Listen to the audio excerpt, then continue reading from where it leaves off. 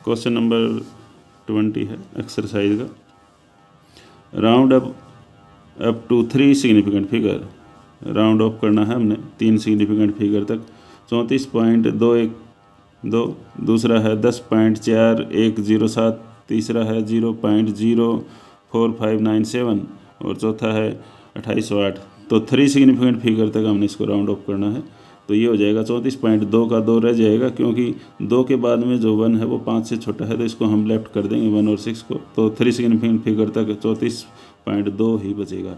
इसमें 3 significant figure तक 10.4 ही रहेगा, क्योंकि 4 के बाद में जो 1 है और 07 है, 1 को हम देखेंगे 1 5 से छोटा है, तो इसको भी हम छोड़ देंगे। फिर ये है अगला, इसमें भी 3 सिग्निफिकेंट फिगर तक लेना है। तो 0.0460 आ जाएगा, क्योंकि जो डेसिमल पॉइंट से राइट साइड में जो 0 है वो सिग्निफिकेंट नहीं मानी जाएगी, क्योंकि ये नॉन जीरो डिजिट के लेफ़्ट में है, लेफ़्ट वाली नहीं मानी जाएंगी। तो 4 एज इट इज़ 5 का हो जाएगा 6, क्योंकि हमने 3 सिग्निफिकेंट फिगर तक लेके चलना है। तो 5 का हो जाएगा 6, क्योंकि ये जो 5 है ये ओड नंबर है, ओड का क्या हो जाएगा इवन, और 9 की जगह पर आ गया यहाँ पर 0, तो 9 की जगह पर तो 0 आ जाएगा, और ये 5 का क्या हो जाएगा 6। तो इसमें 3 सिग्निफिकेंट फिगर क्या हो जाएंगी 0.0460 के अंदर 460 3 सिग्निफिकेंट फिगर होगी। फिर चौथे में 2808 में 3 सिग्निफिकेंट फिगर तक लिखना है। तो ये हो जाएगा 280 की जगह 1 आ जाएगा, क्योंकि यहाँ पर 0 से आगे वाला जो है वो 4th सिग्निफिकेंट फिगर है, वो लेना नहीं है, 5 से ज़्यादा है, तो 0 को हम 1 से बढ़ा देंगे। तो ये आ जाएगा 281 और 0 2810। तो 2810 में 281 3 सिग्निफिकेंट फिगर मानी जाएंगी। उसके बाद में है नेक्स्ट क्वेश्चन। नेक्स्ट क्वेश्चन में क्या कहता है, the following data were obtain when dinitrogen and dioxygen react together to form different compound. कहते हैं कि ये जो फॉलोइंग डाटा गिवन दिया हुआ है, इसमें डाई नाइट्रोजन है, नाइट्रोजन, और डाई ऑक्सीजन ऑक्सीजन है, आपस में जब रिएक्शन में आते हैं तो टू फॉर्म डिफरेंट कंपाउंड। क्या क्या कंपाउंड बना सकते हैं, मास ऑफ डाई नाइट्रोजन 14 ग्राम होता है, और मास ऑफ डाई ऑक्सीजन 14 ग्राम यहाँ पर गिवन है कि यदि मास 14 ग्राम है तो होता तो ज़्यादा है, 14 दूनी 28 होगा, और ऑक्सीजन डाई ऑक्सीजन का गिवन है 16, दूसरे केस में गिवन है 14 और 32, तीसरे में गिवन है 28 और 32, चौथे में गिवन है 28 और 80। Which law of the chemical combination is obey by the above experimental data give its statement. तो ऊपर जो डाटा दिया हुआ है इसमें कौन सा लॉ लगेगा हमने ये बताना है पहले भाग के अंदर। दूसरा भाग क्या कहता है, fill in the blanks in the following conversions. Following conversion के अंदर हमने फिल इन द ब्लैंक्स करना है। 1 किलोमीटर में कितने मिलीमीटर होंगे और कितने पिकोमीटर होंगे, 1 मिलीग्राम में कितने किलोग्राम होंगे और कितने नैनोग्राम होंगे, 1 ml में कितने लीटर होंगे और कितने डेसीमीटर क्यूब होंगे। तो पहले पहला पार्ट करेंगे, fixing the mass of dinitrogen as 28 gram and mass of dioxygen will be 32 64 32 80 gram in the given 4 oxides, these are in the ratio 2:4:5। हम जो लेके चल रहे हैं फिक्सिंग, हम एक तो फिक्स कर देंगे, डाई नाइट्रोजन का जो मास होता है वो नाइट्रोजन N2 होता है, N2 में नाइट्रोजन का 14 और 2 नाइट्रोजन का 28 gram. Mass of dioxygen combine nitrogen के साथ में मास ऑफ डाई ऑक्सीजन यदि कंबाइन करता है तो वो कितना कितना कर सकता है।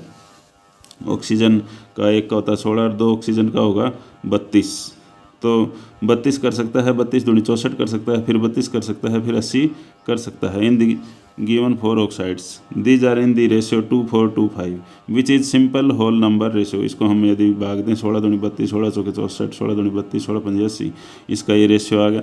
Hence the given data obey law of multiple proportion. ये जो गिवन डाटा है किसको ओबे करेगा, लॉ ऑफ मल्टीपल प्रोपोर्शन कि वही इसके मल्टीपल प्रोपोर्शन में है, कभी 2 गुना है, कभी 4 गुना है, कभी 2 है, कभी 5 है।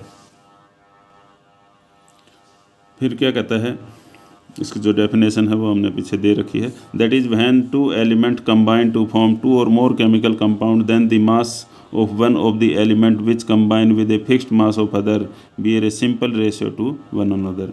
तो ये जो लॉ है कौन सा लॉ होगा, सिंपल रेशो में ये जो लॉ है, लॉ ऑफ मल्टीपल प्रोपोर्शन का केस है।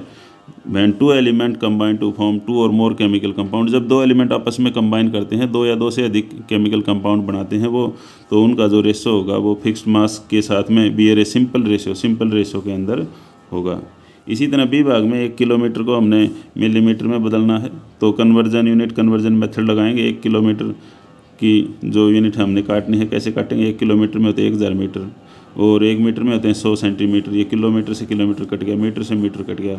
और इसी तरह कन्वर्जन फैक्टर हम लगाएंगे। सेंटीमीटर काटना है हमने, उत्तर मिलीमीटर में लेना है, तो 1 सेंटीमीटर में मिलीमीटर होते हैं 10, तो बाकी सब कट जाएगा और काट पीट के उत्तर आएगा 10⁶ मिलीमीटर।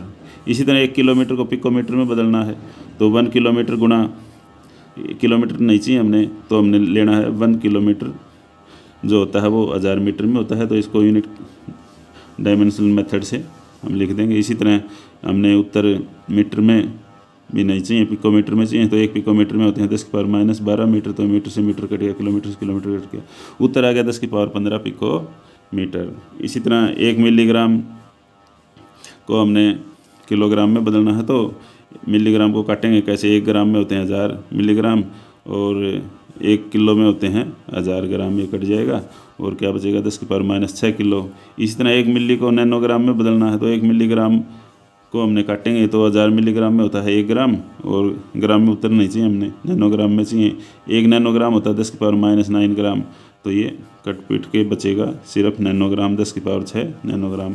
इसी तरह ml को हमने लीटर में बदलना है, तो 1 ml का मतलब है it is equal to, ml नहीं चाहिए उत्तर में हमने, तो क्या लेंगे? 1000 ml होता है 1 लीटर के बराबर, ml से ml कट जाएंगे, 1 लीटर बचेगा, तो ये आ जाएगा काट पीट के लीटर में उत्तर 10⁻3।